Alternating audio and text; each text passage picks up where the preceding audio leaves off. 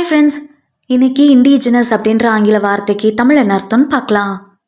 Indigenous indigenous இந்த வார்த்தைக்கு தமிழ் என்ன சொல்லுவாங்கன்னா பழங்குடியினர், சொந்த மண்ணில் வாழும் மக்கள், உள்நாட்டு சொந்த மண்ணில் வாழ்கிற பழங்குடி மக்களை ஆங்கிலத்தில் இண்டிஜினஸ் அப்படின்னு சொல்லுவாங்க. இன்னும் நல்லா புரிஞ்சுக்கிறதுக்கு 2 எக்ஸாம்பிள் சொல்கிறேன்.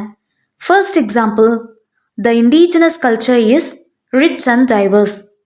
The indigenous culture is rich and diverse. உள்நாட்டு கலாச்சாரம் செழுமையானதும் பல்வளமானதும் ஆகும். Second example, the government protects the rights of indigenous peoples.